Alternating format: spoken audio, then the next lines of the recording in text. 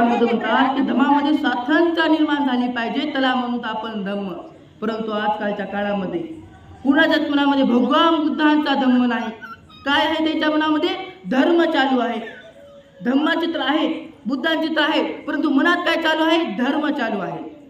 काय चालू आहे? धर्म चालू. देवांच्या पूजा करणे थोतांड धर्म, ब्राह्मणाकडे जाणं नवस करणे ते म्हणजे अधर्म, ते म्हणजे धर्म. तुम्ही धर्माच्या वाटले जातात, परंतु तुमचं अस्तित्व काय आहे? धम्माकडे आहे. बोलायला म्हणतो की आपण धम्म आणि अस्तित्व जातं आपल्या धर्माकडे. ही आताच्या काळात चालणारी गोष्ट आहे. पहिल्याच्या काळामध्ये पण खूप चालत होती, धर्माकडे लोक खूप जास्त वळत होते. म्हणून तर भगवान बुद्धाने या धर्तीवर जन्म घेतला. म्हणून तर भगवान बुद्धाने आपला एकरूप धम्म म्हणजे स्वातंत्र्य धम्म म्हणजे ते धम्म लोकांना शिकवण्याचा प्रयत्न केला. धम्मामध्ये म्हणजे आपलं मन स्वतंत्र करण्याचं, आपल्या मनाला विचारून केलेली गोष्ट म्हणजे त्याला म्हणतात धम्म. परंतु आजकाल कुणाला काही विचारायचं असेल तर पहिल्या प्रथम देवाकडे जातात आणि देवाला म्हणतात की देवा मला हे उद्या काम करायचं आहे, तू मला उद्या शक्ती दे, मला हे करायचं आहे, त्याच्यामध्ये मला यश मिळू दे. म्हणजे जे करायचं आहे ते कुणाला जाऊन सांगतात? ते दगडाला सांगतात. परंतु ते तुमच्या मनाला सांगत नाही. ते म्हणजे तुम्ही जास्तीत जास्त धर्माकडे जात आहात. तर जास्तीत जास्त आपल्याला कुठे जायचं आहे? बुद्धांच्या धम्माकडे जायचं आहे. बुद्ध आणि त्यांच्या धम्माच्या तत्वावर चालायचं आहे. बुद्धाच्या धम्मानुसार चालायचं आहे. इतर कोणत्या थोतांड ब्राह्मणाच्या, पंडिताच्या, भविष्यवाणी करणाऱ्या माणसाच्या ह्याच्यावर चालायचं नाही. कोणी चलो कोणी गेलं त्याचं काही खरं नाही, त्याचा नाश आहे. ते जाईल त्याला रोखू नका, कारण त्याच्या मनामध्ये पहिल्यापासूनच अंधविश्वास आहे. जर तुमच्या मनामध्ये थोडाफार अंधविश्वास असेल तर ते आधी तेच काढून टाका. त्याच्या तुमच्या मनामध्ये धम्म प्राप्त होईल. काय राजू? भगवान बुद्ध ज्याला धर्म म्हणतो, युरोपियन धर्मवेते ज्याला रिलिगियन म्हणून संबोधितात, त्यांच्याशी काही अंगी समान आहे. परंतु त्या दोघांमध्ये विशेष अशी समानता नाही. त्या दोघांमध्ये भेदही थोर आहे. याचं कारण असतो युरोपियन धर्मवेते बुद्धांच्या धर्माला रिलिगियन म्हणून म्हणायला तयार नाही. या गोष्टीबद्दल विवाद वाटण्याचे कारण नाही. धर्माला रिलिगियन म्हणून म्हणण्याचा तोटा त्यांच्यात आहे. त्यामुळे त्यांच्या मधील वेगळी स्पष्ट होते. या वादात पडण्यापेक्षा धर्माची कल्पना देऊन तो पासून वेगळा कसा आहे हे दाखवणे अधिक श्रेयस्कर ठरते. तर भगवान बुद्धांच्या धर्माला लोक काय म्हणू लागले? पहिलं धर्म म्हणू लागले. रिलिगियन इंग्लिश शब्द आहे. रिलिगियन म्हणजे धर्म. इंग्लिश मधून म्हणतात त्याला रिलिगियन. त्याच्या काळात त्याला इंग्लिश मधून बोलायचं. काय म्हणतो? रिलिगियन असं आपल्या ग्रंथात सांगितलं आहे. रिलिगियन म्हणजे धर्म. परंतु त्या दोघांमध्ये विशेष समानता नाही. त्या दोघांमध्ये भेदही थोर आहे. धर्मामध्ये आणि धर्मामध्ये तुम्हाला काहीतरी अलग वाटतं का? धर्म कसा आहे आणि धम्म कसा आहे हे तुम्हाला थोडा तरी बदल आहे का त्याच्यामध्ये? का ते पण सारखाच आहे आणि हे पण सारखं आहे असं नाही. परंतु तेव्हाचे लोक म्हणायचे की धर्म पण सारखा आहे आणि धम्म पण सारखा आहे, ह्याच्यात काय बदल आहे? याचं कारण असतो युरोपियन धर्मवेते बुद्धांच्या धर्माला म्हणून मानायला तयार नाहीत. म्हणून ते बुद्धाच्या धर्माला मानायला तयारच नाही. ते पहिल्याचे लोक, ते युरोपियन लोक भगवान बुद्ध तिकडे राहत होते. युरोपियन, नेपाळ तिकडे लोक भगवान बुद्धाच्या धर्माला धर्म म्हणण्यास मानतच नव्हते. कारण धर्म पण सारखा आहे आणि धर्म पण सारखा आहे, ह्याच्यात काय अलग आहे ते असे म्हणून लागले तिथले लोक. या गोष्टीबद्दल विवाद वाटण्याचे कारण नाही. धर्माला रिलिगियन म्हणून मानण्याचा तोटा त्यांच्याच आहे. त्यामुळे त्याच्या धर्मामधील वेस्तूक स्पष्ट होते. याच वादात पडण्यापेक्षा धर्माची कल्पना देऊन तो धर्मापासून वेगळा कसा आहे ही दाखवणे अधिक श्रेयस्कर ठरते. असे म्हणतात की धर्म हा वैयक्तिक असून त्याचे हेतू स्वतः पुरताच मर्यादित ठेवावा. सार्वजनिक जीवनात त्याचा अवसर देऊ नये. त्याचा उलट धर्म हा सामाजिक आहे. मूलतः तत्व तो सामाजिक आहे. धर्म म्हणजे सदाचारण, म्हणजे जीवनाच्या सर्व क्षेत्रात माणसातील व्यवहार उचित असणे. धर्मामध्ये आणि धर्मामध्ये खूप काही बदल आहे. तुम्ही मात्र त्या धर्माला आणि धर्माला तुम्ही समजूच शकला नाही. तुम्ही त्या धर्माला आणि धर्माला समजू शकला नाही. तुम्ही काय करता? कधी कधी असा एखादी अनफड व्यक्ती राहतो, तो काय म्हणतो? आपल्या भगवान धर्माला धर्म म्हणतो. असे जे अनफड जे गवार लोक राहतात ते काय म्हणतात? भगवान धर्माला धर्म असे म्हणतात. परंतु भगवंत म्हणतात माझ्या धर्माला धर्म म्हणू नका. कारण माझा धम्म धर्मापासून खूप वेगळा आहे, खूपच वेगळा आहे. कारण माझ्या धर्मामध्ये असं देवांची पूजा करण्यास नाही शिकवतात, आत्म्यावर विश्वास करायला नाही शिकवतात. तर भगवान बुद्ध म्हणतात की माझ्या धर्मामध्ये सदाचारणाच्या मार्गावर राहायला शिकवितात. कसं शिकवतात? माझ्या धर्मामध्ये सदाचारण शिकवितात, सदा चांगले विचार म्हणायला शिकवितात. ते म्हणजे माझ्या धर्मामध्ये. म्हणजे जीवनाच्या सर्व क्षेत्रात माणसाचे व्यवहार उचित असणे. धम्म म्हणजे ज्याचे विचार चांगले करायचे असतील तर धम्म चांगला, त्यालाच म्हणतो मी धम्म. धम्माने लोकांचे विचार चांगले होतील, वाईट विचार निघून जातील, असा माझा धम्म. तुम्हाला धम्म जाण्याचे असेल तर पहिल्याप्रथम तुमच्या मनाला विचारा की मी चांगलं वागू की वाईट वागू. तुम्हाला मनच सांगेल की तू चांगलं वाग की वाईट वाग. ते मनच राहतं, तेच म्हणजे धम्माकडे वळीतं. तुमच्या मनामध्ये दोन मन आता सुद्धा बोलत असतील. काय म्हणत असतील? एक वाईट मन, अरे धम्म आणि धर्म. इकडे धम्म सांगत आहे, परंतु आपण काय करूया? उद्या धर्माचे वाटले जाऊयात आणि देवांची पूजा करूयात, नारळ फोडूयात, नवस करूयात. ते म्हणजे वाईट मन राहतं. ते काय राहतं? वाईट मन राहतं. तेच म्हणतात की भगवंत, जर तुम्ही खऱ्या मनाला विचारला की धम्म म्हणजे काय, तर धम्म सांगेल. आणि तू सदाचाराच्या मार्गाला जाय, तुझ्या मनाला विचार, तुझ्या जीवनात काय संकट आले, तुझं मन तुला मार्ग दाखवील. तुला मनच तुझा मार्ग दाखवील, तुझा दगड तुला मार्ग नाही दाखवणार. भगवान बुद्धाचं जीवन पुरा असं संपत आलं. कशावरून? अरे तुम्ही या थोतांड दगडांचा पूजा करू नका, आपल्या स्वातंत्र्य जगा, स्वातंत्र्य जीवन जगा. असं जे ब्राह्मण सांगत आहे त्याच्यावर तुम्ही जगू नका. आपल्याकडे पण एक मन आहे, ते पण एक खूप निर्मळ आहे. सगळ्यांचं मन निर्मळ आहे. कुणाचं काय वाईट घडलं की आपल्या आतल्या मनातून आवाज येतं, अरे हा खूप चांगला, आता उगाच हा असं झालं. बघा, कुणाचा तरी ते ऍक्सिडेंट झाला, काही झालं की तुमच्या मनात काय येतं? म्हणजे तुमचा जवळचा आहे, परंतु त्याने तुमच्यासोबत खूप वाईट बोललेला आहे, तुम्हाला वाईट शिव्या दिलेला आहे, घाण बोललेला आहे. मग तेव्हा त्याला काही होतं, तेव्हा त्याचा ऍक्सिडेंट होतो. मग तेव्हा आपण त्याच्याकडे पळत जातो आणि तेव्हा आपल्या वाईट मन म्हणतो, अरे त्याला बघू नको, तुला बघ त्याने किती वाईट शिव्या दिली, तुला आठवत नाही का? मरू द्यायला, खपू द्यायला, कुठे जाऊ दे, तर रस्त्यावर पडण्याची अनुमती कोण देतं? वाईट मन देतं. परंतु खरं मन म्हणत वरडू सांगतं, अरे विसरून जा, त्याची सेवा कर, त्याला उचल, त्याला दवाखान्यात घेऊन जा, तो तळमळत आहे. ते म्हणजे खरं मन. हे सर्वांना अनुभव झाला असेल. कधी पण कोणत्या वाईट माणसाने तुझ्यासोबत वाईट केलं तर तुमचं खरं मन त्याच्याकडे खेचत नेतं. त्या खऱ्या वाईटाला सुद्धा आपण त्याला आसरा देतो. किती वाईट असलं तरी मन, आपलं खरं मन त्याच्याकडे आकर्षित करतं आणि खरं मन कधी वाईट मार्गाला जाऊ देत नाही, कोणता वाईट निर्णय घेऊ देत नाही. ते मग त्याला दुःख होत आहे, त्याला इजा होत आहे, त्याची तू सेवा कर, त्याला दवाखान्यात घेऊन जा, असं आपलं खरं मन म्हणतं. पण वाईट मन काय म्हणतं? ते तुला आठवून देतं. काय आठवून देतं? वाईट गोष्टी आठवून देते, त्याने केलेली कृती आहे. बरा खेप झाला, बरं झालं होतं, असंच झालं पाहिजे असं म्हणता आपण. परंतु जेव्हा तो दुःखांच्या वाटेला जातो, तळमळायला लागतो, आई बाप म्हणून तळमळायला लागतो, तर बघा, तर तुमच्यासोबत कितीही वाईट कृती करू द्या, कितीही तुम्हाला घाण बोलू द्या, तरी सुद्धा आपलं खरं मन त्याच्याकडे खेचता आणि त्याला हॉस्पिटलमध्ये घेऊन जाणार म्हणजे जाणार. कितीही वाईट राहू द्या, खरं मन कधी कुणासाठी रुकत नाही. खरं मन कुणासाठी रुकत नाही. म्हणून भगवंत म्हणतात, अरे जगाशी प्रेम करा, ते तर माझा धम्म आहे. काय म्हणतात भगवंत? धम्म म्हणजे काय आणि धम्माची आवश्यकता काय? आता सांगतो. धम्म म्हणजे काय आणि धम्माची आवश्यकता काय कळलं असेल.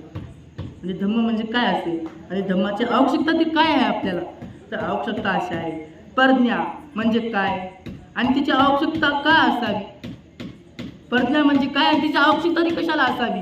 धम्म म्हणजे काय, तिची आवश्यकता काय आहे आपल्याला, ते आपण जाणून घेऊया. प्रज्ञा म्हणजे निर्मळ बुद्धी.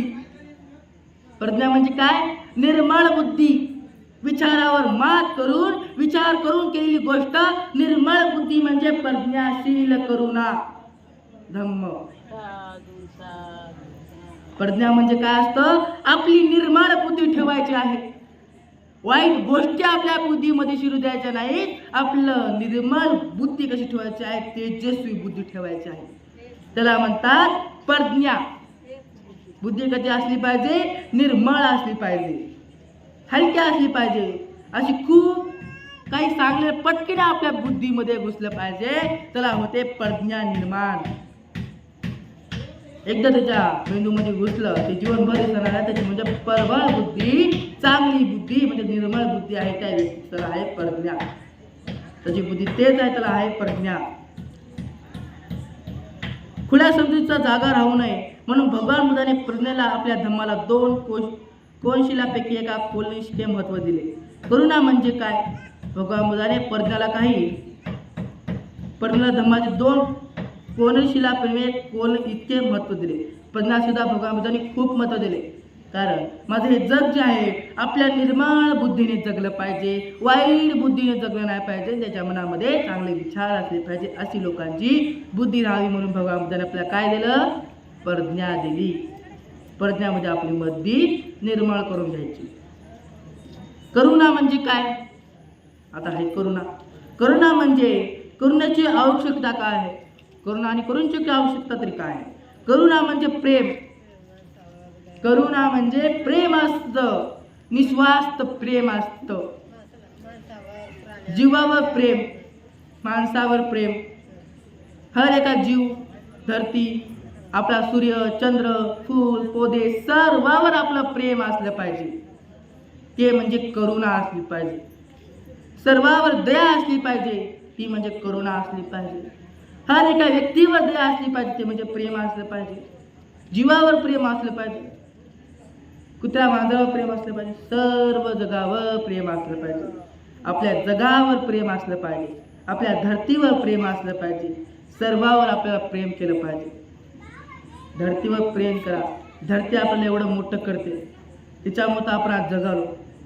पाण्यावर प्रेम करा, पाण्यामुळे तर आपण आज इथे आहोत. सूर्यावर प्रेम करा, सूर्यामुळे तर आपण आज इथे उष्णता घेतो. चंद्रावर प्रेम करा, चंद्रात नसला तर वरी फेकलेले आपण सर्व हवेतच उडलो असतो. कारण चंद्र काय करतो? आपल्याला गुरुत्वाकर्षण देतो. जर चंद्रच्या जगात नसला तरी पुढती राहणारच नाही. पहिल्या प्रथम काय होईल? चंद्र जर या जगामध्ये नसला, चंद्र जर दूर गेला आपल्यापासून निघून, तर पहिल्या प्रथम ते समुद्र आहे, समुद्राच्या लाटा जातील आकाशापर्यंत. समुद्र काय उंचा नाही, आकाशापर्यंत जातील. आणि सर्व जग कसं आपलं जे जग आहे, लय जगाचा घमंड आहे, त्याच्यामध्ये खूपच निंदा चालतात. ते एका लाटेसोबतच आपल्या सगळं बुजून टाकेल चंद्र जर नसला तर. एकाच पाण्यामध्ये आपण एका मिनिटात जीव सोडू. कुठे गेला आपला घमंड? कुठे गेला मोह? कुठे गेला गर्व? कुठे गेला आपला पैसा? काही चालणार नाही. एका चंद्र गेला, आपण गेलो, आपला घमंड गेला, आत्मा गेला, देव गेला, सगळं गेला. एका दिवशी जग बुडेल. आणि जग बुडल्यानंतर सर्व जग बुडेल. एकही व्यक्ती या जगामध्ये उरणार नाही. आता सगळ्याच्या आत्मा आता त्या माणसाच्या अंगातून निघणार. आता सर्व जग तर मेलेलं आहे, त्याच्या आता फक्त मूर्तदेह पडलाय. आता तर आत्मा आहे. आता आत्मा सगळ्यांच्या जगात जितके लोक, त्यांच्या आत्मा आता लोकांच्या बाहेर निघतील आणि ते पाण्यावर तरंगतील. आता तर आत्मा आहे ना, आता सर्व जगांच्याच आत्मा निघल्या पाहिजे. कारण एकदा सर्व जग नष्ट झालेलं आहे. सगळ्याच्या आत्मा तर जिवंत आहे, ते आता हव्यात तरले पाहिजे. ते असते आत्मा. आपण डोळ्याने पाहू, अरे वा किती छान पाणी पडत आहे, किती आपला देह इथं पडलेला आहे, किती जग निवाय डोळ्याने पाहता म्हणजे आत्मा पाहत आहे. आपल्या आत्मा मस्त अदृश्यवर हव्यात उडत असतील, बघत असतील. म्हणजे सर्व जगांची आत्मा उठून उभी राहते का? राहते का? असं जर असलं असतं तर एवढं जगामध्ये लाखो करोड लोक म्हणतात का सगळ्यांच्या आत्मा तिकडे तिकडे घुमत आहेत का? नाही, असं काहीच नाही. आत्मा राहतच नाही. आत्म्याला मन म्हणायचं असतं. मनच आपली पृथ्वी करून देतं. मनच आपल्याला स्वप्न पाडून देतं. स्वप्नात आपण जातो, ते म्हणजे मनाच्या स्वप्नात दिवसभर केलेलं, काल केलेलं, ते म्हणजे स्वप्न. त्याला म्हणतात स्वप्न, त्याला म्हणतात मन. परंतु भगवान बुद्ध धर्मामध्ये म्हणतात की करुणा कशी केली पाहिजे? प्रेम केलं पाहिजे. करुणाशिवाय समाज जगू शकत नाही. जगामध्ये दयाच नसली तर जगत जगू शकणार नाही. जर माणसाच्या मनामध्ये दयाच नसली, सगळे असे खंबीर तलवाऱ्या हत्यारं घेऊन, तुम्ही फक्त विचार करा, ह्या जगामध्ये कुणाच्याच मनामध्ये दया नसली तरी जग जगू शकला असतं का? किती आवश्यकता आहे या जगाला करुण्याची. तुम्ही फक्त विचार करा की इथं कुणाच्याच मनामध्ये दया नाही. आणि करुणाच नाही तरी जग जगू शकेल का? जगू शकणार नाही. सगळ्याच्या मनामध्ये कपट उठणार, कुणाच्याच मनामध्ये दया उठणार नाही. इकडं कोणी तडपडूनही मेला तर त्याच्या मनामध्ये दया उत्पन्न होणार नाही. इकडं खतमही गेला अंतिम यात्रा जातील कोणी रडणार नाही, कारण दयाच नाही या जगामध्ये. म्हणून भगवान म्हणतात त्या करुणेशिवाय या जगामध्ये कोणीच जगू शकत नाही. त्याच्या मनात दया तो सर्व व्यक्ती जगू शकतो. म्हणून बुद्धाने करुणेला आपल्या धम्मात दुसऱ्या कोणीने इतकेच महत्त्व दिले आहे. ही झाली बुद्धांच्या धम्माची व्याख्या. प्रज्ञा म्हणजे काय? आता ते तुम्ही सांगा, मी सांगितलं होतं.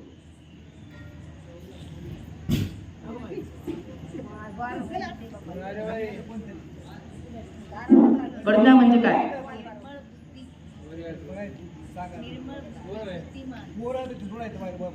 निर्मळ बुद्धी. शील म्हणजे काय बघितलं आपण. धम्म म्हणजे काय?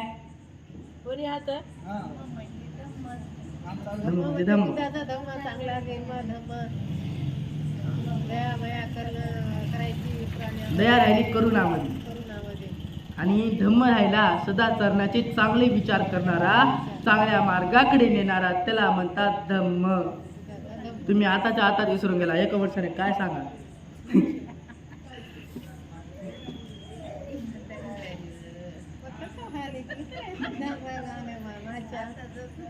धर्माच्या व्याख्येपेक्षा धम्माची व्याख्या किती वेगळी आहे. काय म्हणतात भगवंत? धर्माच्या व्याख्येपेक्षा धम्माची व्याख्या किती वेगळी आहे. धर्म कसा आहे आणि धम्म कसा आहे हे खूपच अलग आहे. किती तुम्हाला त्याचा काहीतरी फरक वाटला असेल धर्मामध्ये आणि धम्मामध्ये, वाटला की नाही? वाटलाच असेल. धर्म हा धर्मापासून खूपच वेगळा आहे.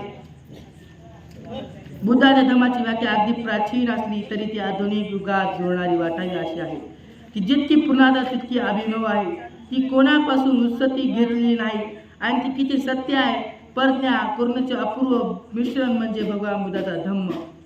म्हणजे भगवान बुद्ध म्हणतात की या जगामध्ये किती पिढी भगवान बुद्धाचा धम्म चलत येईल अशी भगवान बुद्धाला आज वाटत होती. भगवान बुद्ध म्हणले की माझ्या धम्माची अगदी प्राचीन काळापासून चलत आलेला भगवान बुद्धाचा धम्म किती पिढी चालणार असं भगवान बुद्ध म्हणत. आणि जितकी पुरातन तितकी अभिनव आहे. भगवंत म्हणतात माझा धम्म जितका पुरातत्वात जाणार, जितका पुढे ढकलत जाणार, जितका असं पुढे जाणार, तितका माझ्या धम्माला लोक सुधारतील.